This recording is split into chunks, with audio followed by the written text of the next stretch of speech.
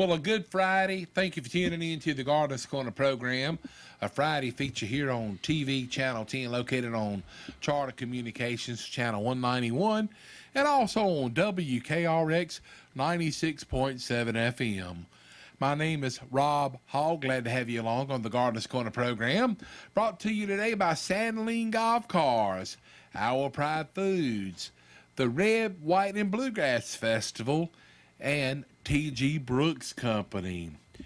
Please make welcome the all-seeing, the all-knowing, the big kahuna himself, a man that gets up in the morning and ready to face any kind of challenge that he may be faced with. Everything from, the high price of living to a problem in the garden. If you would, please give a big round of applause to Mr. Carl. He's ready to rumble today, folks. Cantaloupe. And a good morning to you, my friend. Good morning, Rob. Well, the high price of living, huh? I guess being dead is cheap then. Well, that's pretty much, I guess.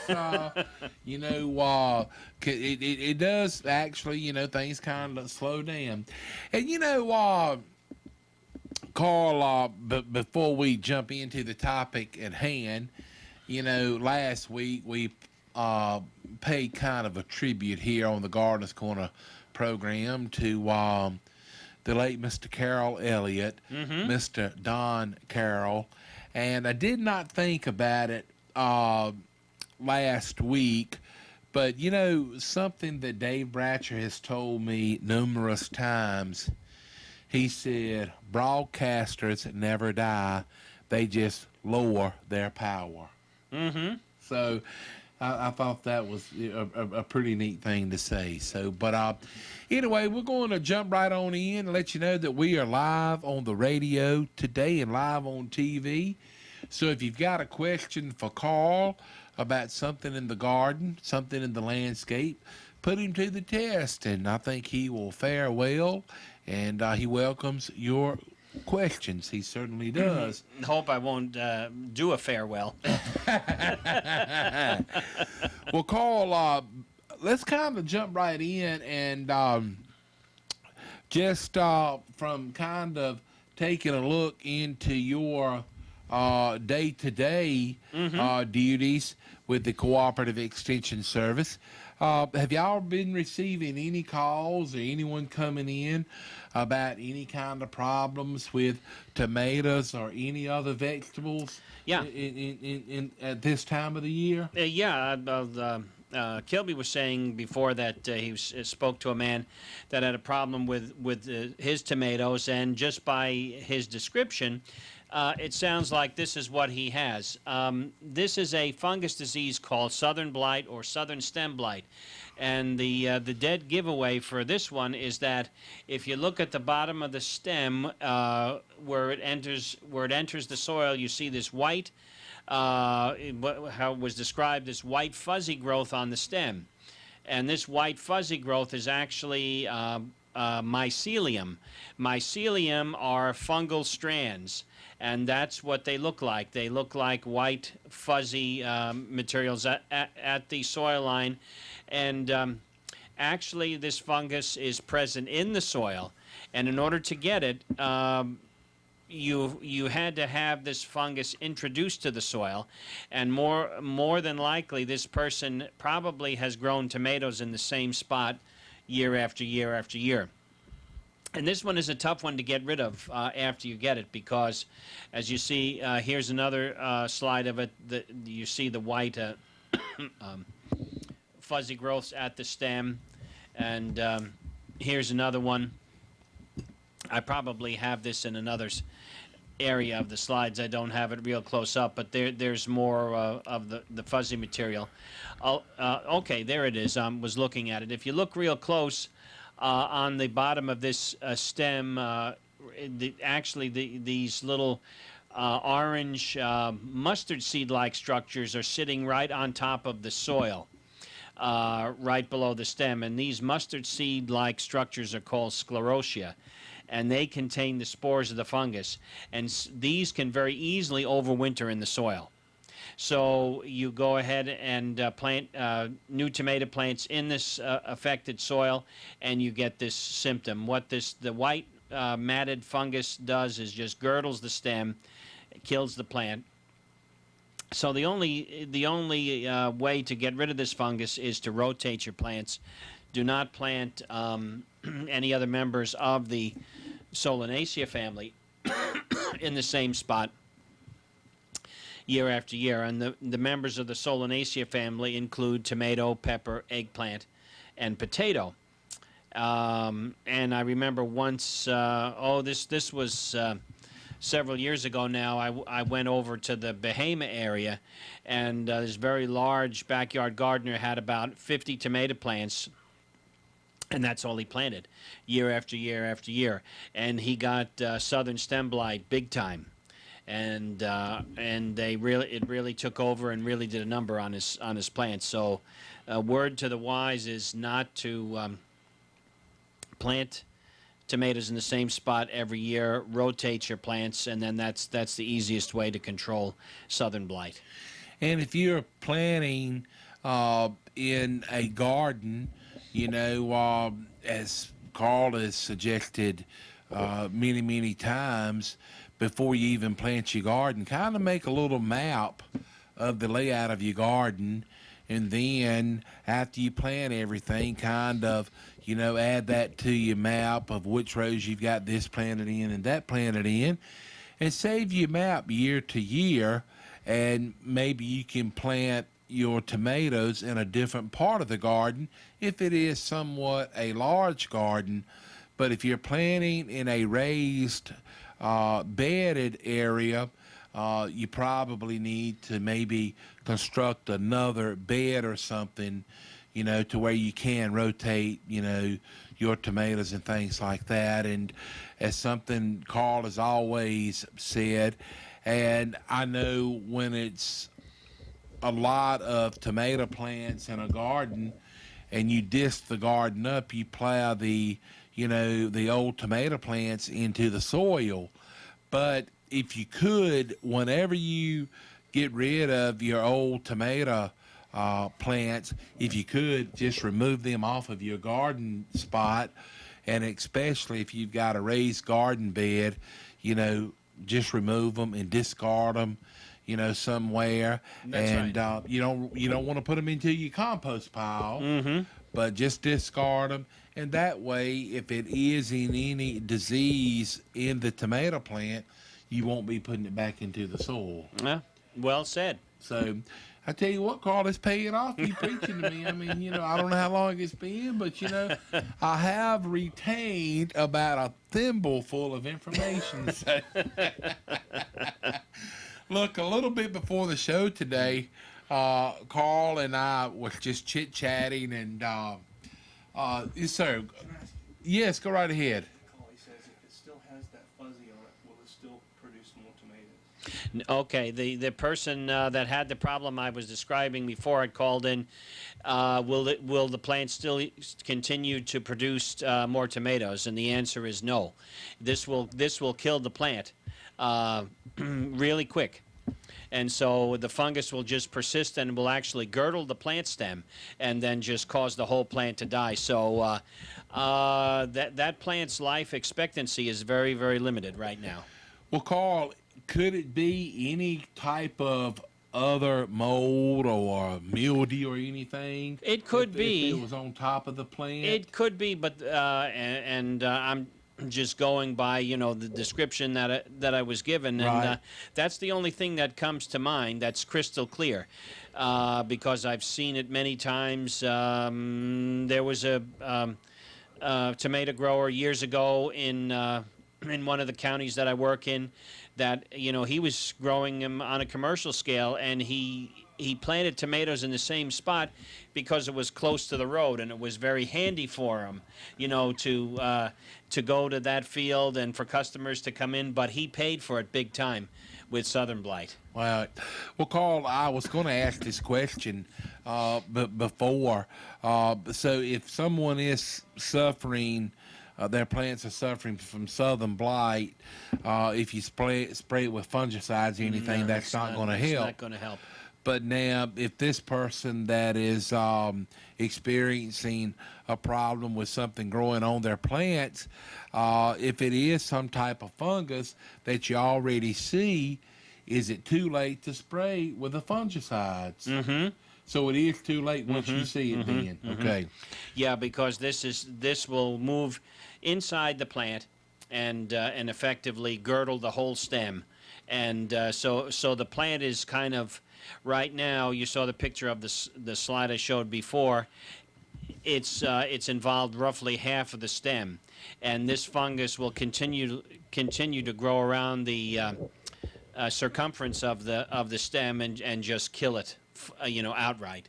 Okay. So there's not much you can do, and the long-term solution is to go ahead and till up that area, plant tomatoes in another spot, and keep retilling that soil every year so you reduce that source of inoculum, and then plant other vegetables that do not succumb to southern blight. Okay. Well, Carl, what I was going to say, I was thinking about it a little bit before the show, and Carl is a big Three Stooges fan. Oh no! And he was telling about on one of the episodes, and how we kind of got to talking about it was, we had a lot of rain in the county night before last, in certain parts of the county. And I know several people that had a little bit of water to kind of flood into the basement. And I told Carl, I said it reminded me of something I'd seen on a TV show where the guys was out on the boat, and the boat started taking in water, and so they was had a bail bucket, trying to bail the water out.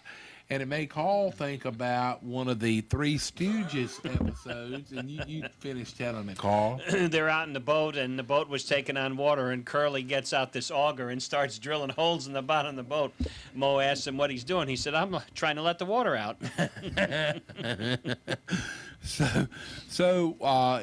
And just my lead into that is, a lot of times when you think that you're doing something to help out, you may actually be causing a little bit more harm. Right. Now, I remember my grandfather had a little motorboat when I was a kid, and one thing that does work, there's a drain plug in the back of the boat that you can open up to let the water out. If you go fast enough, you can pull that plug, which is not directly on the bottom of the boat, but it's close to the bottom on the side of it. Right. If you're going fast enough and you pull the plug, it will pull the water out of the boat. That does work, but not if you're standing still. So what you're saying is, if you're not moving across the water pretty fast, and you pull the drain plug could quickly become a siphon hole. Yeah, that's right. So, but anyway, but we did, we had, quite a bit of heavy rain night before last, and we had some rain last night, and we needed some rain because with the extreme temperatures, things were kind of getting parched, so to speak. Things were starting to cook. But last night I only got about 3/8 of an inch. A lot of thunder, but not much rain out of it. Well, Carl, I may have asked this question before, and I'm going to kind of give the answer that I heard one time years ago. I have been told, and you may know different, that over 1 acre of land, if you was to catch the rain off of 1 acre of land for 1 inch worth of rain, that would be 26,000 gallons of water.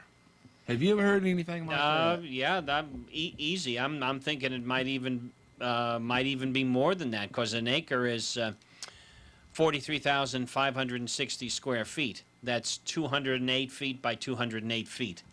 So that it could very well be. Yeah. And so, something that if you are having to, water your garden, drip irrigation is something that would really be, pretty much as water efficient as anything. And maybe the next step would be a soaker hose, or when you water with a garden hose, water directly, into the roots at the base of the plant. A lot of times when you use a sprinkler or spray, you may be watering parts that may not need to be watered. Exactly. But with the extreme heat, whether we're getting, showers or not, you need to get out into your garden and keep an eye on the soil moisture content. Just use the old trusty screwdriver. And while you're doing that, you can kind of be looking about maybe some other problems that may be occurring. And Carl, have you had any problems with squash plants or anything this year? Yeah, we're starting to see this. If you haven't seen this, you probably will pretty soon now that we've gotten some rains. This is a fungus disease on summer squash. The actual scientific name is Coanephora rot. So they really never really gave this a common name. So I'll just call it fruit rot of summer squash. There is no effective control because you'll see the fungus will develop on fruits that are at the base of the plant, the ones that come on first. And being that there's high moisture and high humidity, you'll see this fungus start to thrive. And it looks kind of like a man's beard. It's you have the black fungus and, or I should say the grayish fungus, and then you have the fungal stalks that have the black spores attached to it. So the good news is that all you need to do is pick these affected fruits off. The problem will disappear later on as it gets hotter and drier. This same fungus also affects okra, and I have to credit myself with this one. I took this picture. I thought this was pretty neat. All right. That's an okra pod that has Coanephora rot. Now, some people complain the first pods of the okra rot off, and they wonder what that is. This is the same fungus that attacks okra. Again, the same control is really pick them off, don't do anything, and later forming pods will be unaffected. This is a good slide too. That actually shows the fungus still being attached to the flower petals of the okra, and it's actually growing on that flower petal, and you can see the okra pod on the right. So I actually physically removed this off the okra pod, so probably this okra pod would be okay now that the fungus has been removed. So if you see any of this fungus on your squash or your okra, just go ahead and clip it off and discard it, and hopefully you won't have any more problems with it. Sometimes we see this. This could be the start of Coanephora rot, but sometimes fruits can shrivel and fall off. This could be a result of poor pollination, these kinds of things. Some other disorders, here we have a disorder on tomatoes. At first glance, you might think this is blossom end rot, but this is not blossom end rot. This is a condition called cat facing. Cat facing gets its start generally affects the larger fruited types of tomatoes. It's when the blossom sticks to the the small developing fruit and causes this scarring to occur. And you can see it has little marks that go across the bottom end of it. The tomato fruit is misshapen. This is cat facing.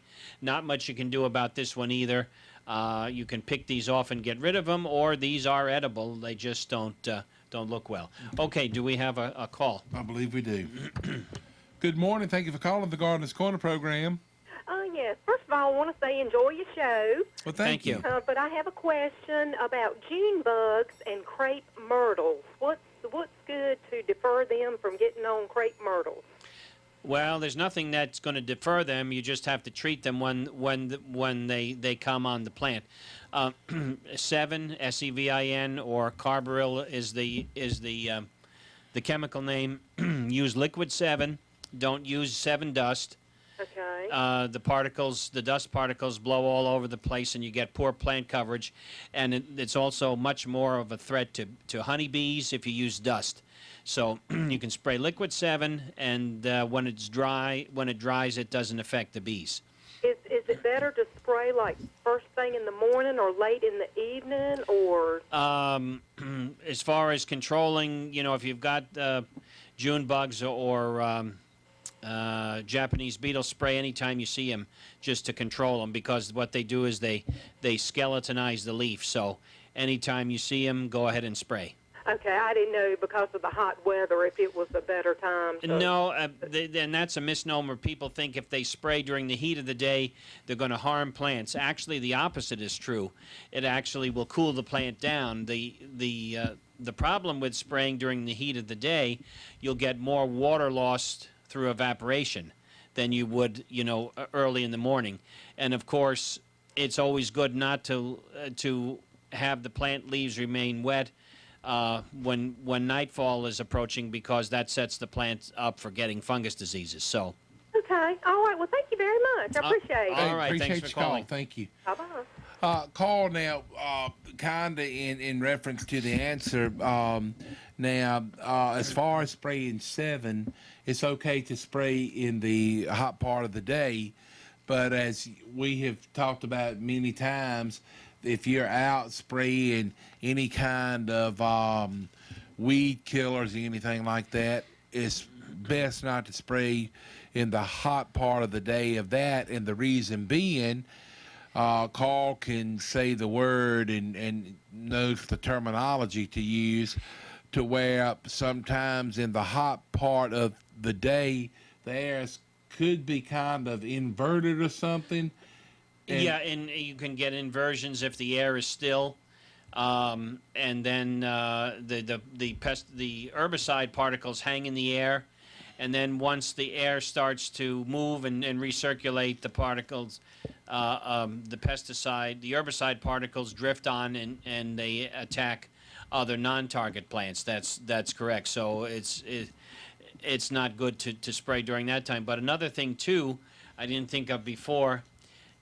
In general, it's probably not good to spray anything during the heat of the day.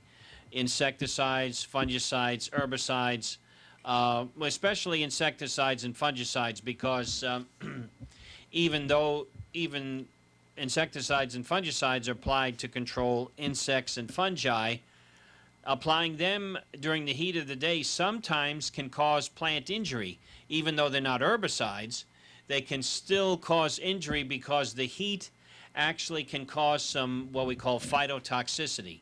That's a fancy word for saying, it's harmful to the plant. So sometimes you can get some browning of the leaves, or just different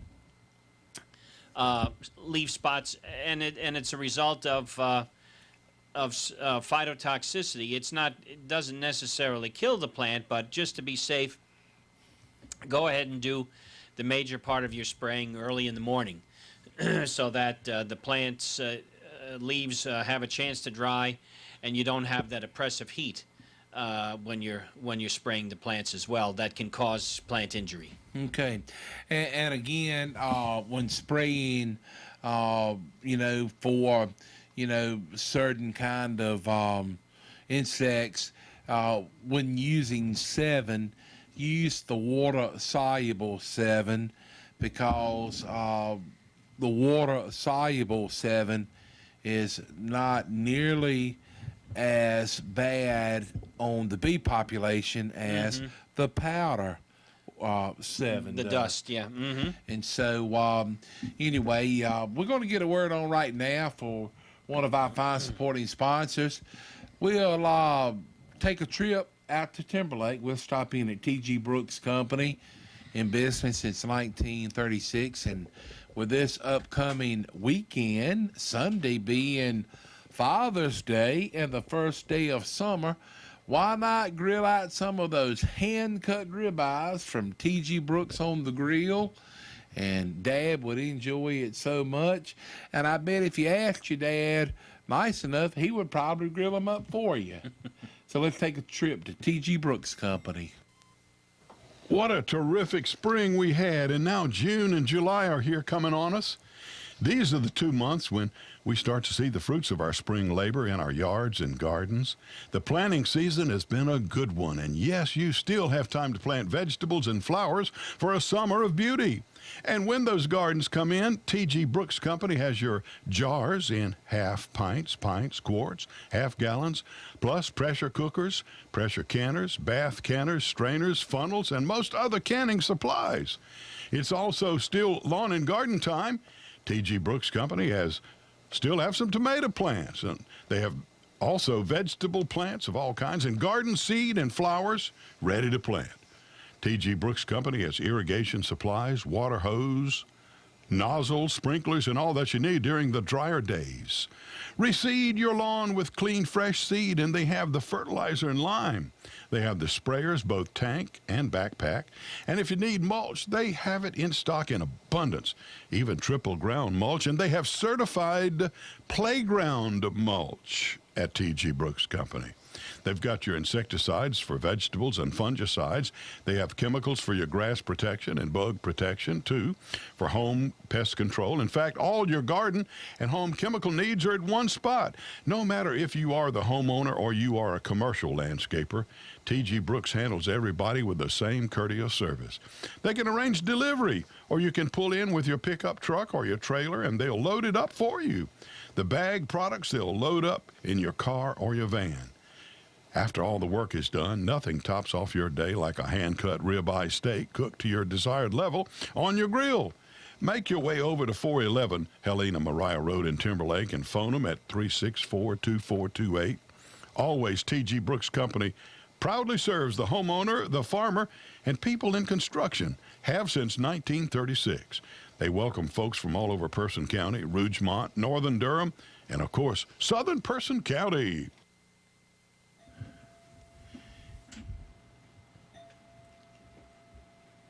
All right. Here we are back on the Gardeners Corner program. Rob Hall is my name. Mr. Carl Cantalupi from the North Carolina Cooperative Extension Service is here, and we are live in the studio today. If you've got a question for Carl, give us a call. We'd love to hear from you. The number's 599-0266. And while we was on the break, we just had a gentleman bring in a, well, would you call it a bug, Carl, or a worm? Well, it's an insect. It's in actually, millipedes are insect relatives. They're not true insects because insects have 6 legs, and they're related arthropods, and so they're insect-like. Let's put it that way, and see if I can get a picture of what people are seeing here. Millipedes come into the house this time of the year because they feed on rotting organic matter in flower beds. They come to the soil surface with rain because they decrease the oxygen in the soil, and then they go ahead and come inside. And people find them, you know, on the cement floor of their carport, in the basement, on the basement carpets, and people usually get excited because they see this mass of these insect relatives creeping in the house. Well, the good news is that they cannot survive without moisture, so they eventually they'll just die because of lack of water. Just vacuum or sweep them up. There's no chemicals that we can recommend to spray inside the house, and pretty soon, before you know it, they'll disappear just as quick as they've come. So pretty much no harm. No harm done. Yeah. Okay. All right. I just had someone to send me a text message with a question for you, Carl. Okay. And it says that their cucumber plants are turning brown and white color on the tips of the leaves. Again, it's like a brown white color on the tip of the leaves of the cucumber plant. And they are wondering, could that be a fungus? And what would you suggest to do? And also, they actually have them planted in a new garden spot in the yard where they filled it with black landscape field dirt. And I guess maybe they're wondering, could this be something coming from the soil, or could it be some type of a fungus? It's very hard to say without seeing it. So I'd say the best thing to do is to bring a leaf or a few leaves into the extension office and let us take a look at it. And that way you could kind of nail it down. Carl, is cucumbers, are they very acceptable to getting, fungus on them? Do you need to spray them with fungicides and things? Yeah, they can get powdery mildew. It could be powdery mildew, and if in case it's that, I I think the fungicide Daconil is recommended for that. But check the label. Make sure that it is labeled for cucumbers, and powdery mildew is on there. Usually they don't start to show up until later in the season, powdery mildew. But but again, probably the best thing to do is to bring it in and let us take a look at it to see what it might be. Now, Carl, you have pulled up some pictures of some kind of odd-looking relatives of insects, so to speak. Are all of those pictures you've got on your computer there, are they the millipedes? Yeah, these are millipedes. See if I can save one of these and put it into PowerPoint. To where you can put it up on the screen. Well, Carl, something, and you may have been over to Raleigh to see this, and I think it's going to be around, until August, and they have been advertising it through the North Carolina Cooperative, not necessarily the North Carolina Cooperative Extension. It's been advertised through the North Carolina News Network, and it's more or less something to do with soil. And yes, I heard it. I actually heard it on the radio this morning. And they're talking about one shovelful of soil has so many different living things in it, and they've got it on display somewhere in Raleigh.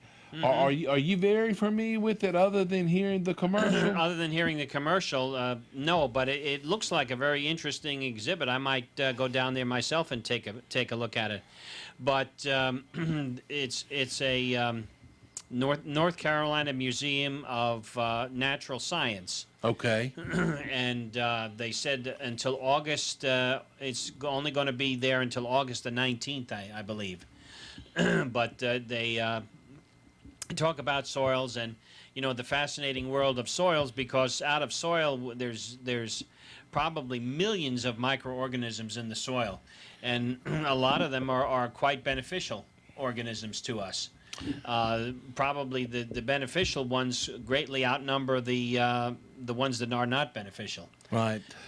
Well, Carl, another question when talking about soils, talking about doing soil sampling, whenever you plant something.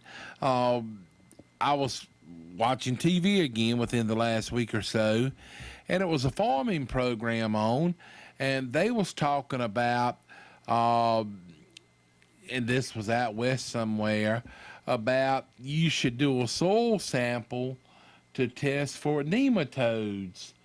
Is that something that the Department of Yes. Agriculture can do? Yes, absolutely. Yeah, they can check for nematodes. Nematodes are microscopic soil worms that feed on plant roots. Usually nematodes get into an area by them being brought in. being brought in on infected plants or being brought in on tools that had nematodes in the soil that the cultivating equipment was used on. It's brought over to new land, and then you have nematodes. The good news is that they don't move very much in the soil during a year's time, maybe an inch or two per year, that's all. So nematode damage generally shows up in the garden or in the field as what we call hot spots. You'll see a cluster of plants not doing well. The nematode has a piercing structure called a stylet, and this stylet is a little needle-like structure that comes out of the worm and pierces a plant root, and it causes a gross galling or swelling of the root system, so that all of a sudden the plant looks stunted. It might look chlorotic, and generally it's just confined to a certain area. Years ago, there used to be materials that home gardeners could purchase, and they used to be able to treat soil themselves for nematode. They had fumigants that came in a aerosol can. You can put it under a tarp, and then they used to have a little spike that came with it that you could actually press down on the spike and puncture the can, and then it would release the gas under the tarp. But they're no longer manufactured, so you'd have to contact a commercial fumigator to do it. And with all the large equipment that they have, they would not come, to treat a small area. Right. Well, Carl, that's interesting. I know years ago, before, a lot of the tobacco farmers got greenhouses and things like that. Yeah. It used to be, the tobacco plants was raised in a plant bed, and that's pretty much how that worked. That's right. That's right. And so that's interesting. And Eddie Denny was by the house, yesterday, and we was talking, and he works with a company, and that's what they do is they do a lot Custom of fumigation and stuff like that. Look, let's get a word on for Sandling Golf Cars in Oxford, and we'll be back with more of the Gardener's Corner program. And want to let you know that we'll be broadcasting from Sandling Golf Cars on the Gardener's Corner program. That will be coming up on Friday, July the 10th. Looking forward to our outing to Sandling Golf Cars. But right now, let's head down to 613 Lewis Street in Oxford. Are you in need of a trailer? Sandling Golf Cars has master tow utility trailers and tow dollies, dump trailers and equipment trailers up to 32 foot that can handle 20,000 pounds by load trail. You can also get Calico stock trailers and Pace enclosed trailers up to 24 foot at Sandling Golf Cars. So if you have something to haul, most likely you can find the trailer you need at Sandling Golf Cars. Some trailer payments start as low as $100 per month. See Al, Hillary, or Will for all of your trailer needs.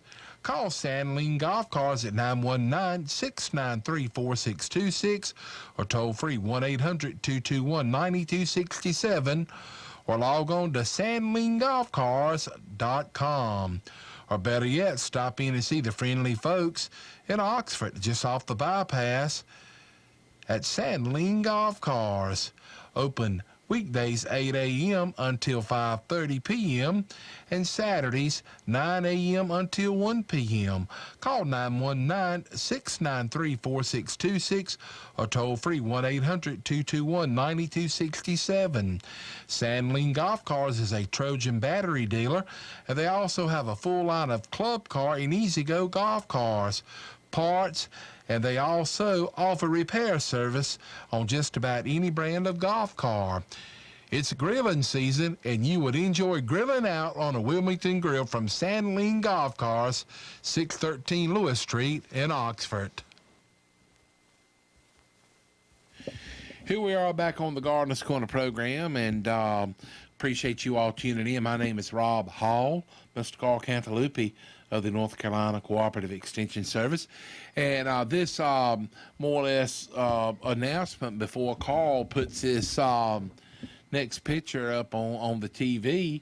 If you're one that does not care about, kind of freaky little things, just be aware that he's getting ready to put a picture up on the TV right here at lunchtime of a millipede or two. Well, yeah, these are millipedes, and this is a good photo because it shows you the size of it in relation to other objects like this pen tip here.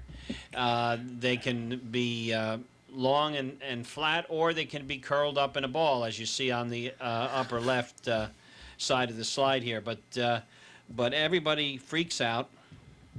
And they think that, they have to get the whole arsenal of chemicals out and declare chemical warfare on these things.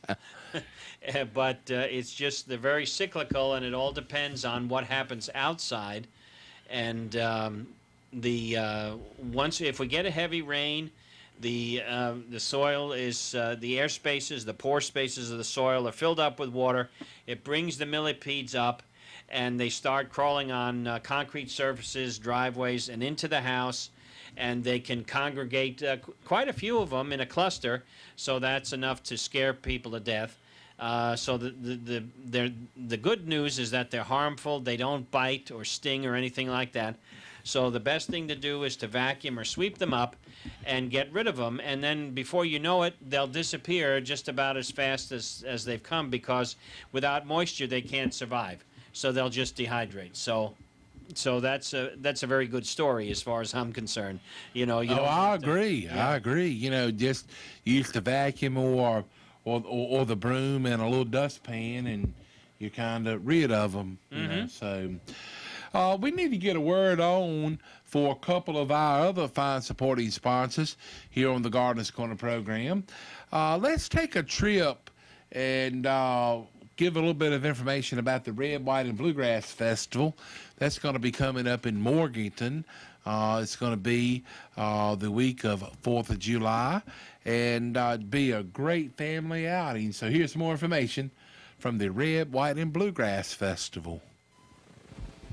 For great bluegrass music, don't miss the Red, White, and Bluegrass Festival. It's July 1st through the 4th at Catawba Meadows Park in Morganton. Here's some of America's finest bluegrass bands like Balsam Range, Seldom Seen, the Del McCoury Band, and Mountain Heart.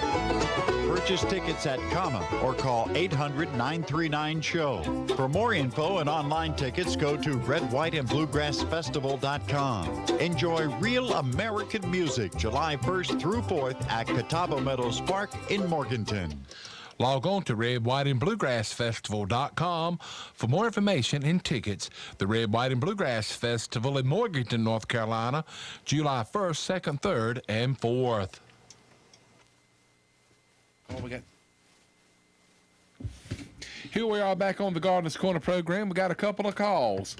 Good morning. Thank you for calling the Gardener's Corner program. Yes, I got a cement front porch, and I got a bad problem with at night slugs. I call them slugs, and leave a mark, all the way across anywhere to crawl. Is there a way to get rid of them? Slime trails. Slime trails is what you're seeing, but he wants to know what's the best way to get rid of them, Carl. Slugs are going to be there. They're attracted to moisture. And so if you want to control them at night when they come out, probably the easiest thing to do is to get a tuna fish can. Use the tuna fish, rinse it out, then put beer in the tuna fish can. They'll be attracted to the aldehyde in the beer, and that'll kill them. That's probably the easiest way to control them. There are other products that are baits that you can buy. You can sprinkle these out, and you apply water to them. They swell, and that's another way to control them. But the beer and the tuna fish cans work probably the best. Okay, thank you, sir. Appreciate your call. Thank you. Good question. I got another caller. Good morning. Thank you for calling the Gardener's Corner program. Hello? Anyone there? Okay, well, didn't get that one, but I actually answered the phone, and the question was, and I asked the lady to hold on because we was running out of time on the commercial, but evidently she could not. But she asked the question about could you spray string beans if they had small string beans on the vines. But she did not say if it was for insects or what. But if I'm not mistaken, Carl, and maybe you know, when spraying with 7, it's not a very long time after you spray with 7 before you can harvest, correct? That's correct. The waiting interval is small, but they differ with the different vegetables. So you have to read the label and make sure that beans are listed on the label, and follow the waiting interval in days that's listed after the crop. Anyway, ma'am, sorry I didn't have time to talk to you while we was on break. But anyway, we need to get a word on for Our Pride Foods, makers of Our Pride Premium Pimento Cheese Spread and Dip. And you know what? When you're cooking out this weekend for Father's Day, you know what would be good? To take some jalapeno peppers, cut them in half the long way, get the seed and the membrane out, put some Our Pride Premium Pimento cheese in the jalapeno pepper, put it on the grill, and then to add a little bit more to it, take a slice of bacon and wrap it in bacon, and then maybe cook it in the oven. And that would be a tasty treat for Father's Day. Here's more information from Our Pride Foods. Our Pride Foods, makers of Our Pride Premium Pimento Cheese Spread and Dip, is made in Roxborough. Whether you're having a family gathering or would just like a snack for yourself, be sure to keep plenty of Our Pride Premium Pimento Cheese Spread and Dip on hand. Goodness grows in North Carolina. Our Pride Foods, makers of Our Pride Premium Pimento Cheese, is available at T.G. Brooks Company, Hurdle Mills Market and Butcher Shop, North Main IGA, Twins Meat Market, Just Save, and Food Line stores. Also, if you're in Uptown Roxborough and get the hankering for some Our Pride Premium Pimento Cheese, you can enjoy it at Cole's Pharmacy and Triss's Espresso. That's Our Pride Foods, makers of Our Pride Premium Pimento Cheese Spread and Dip. Try the jalapeno added for extra flavor. Goodness grows in North Carolina, and Our Pride Foods, makers of Our Pride Premium Pimento Cheese Spread and Dip, is located in Roxborough.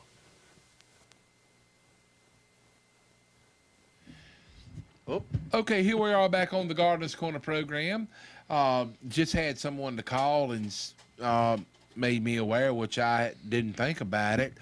But if you do have slugs and you see them, you can sprinkle a little bit of table salt on them, and it will kill them then.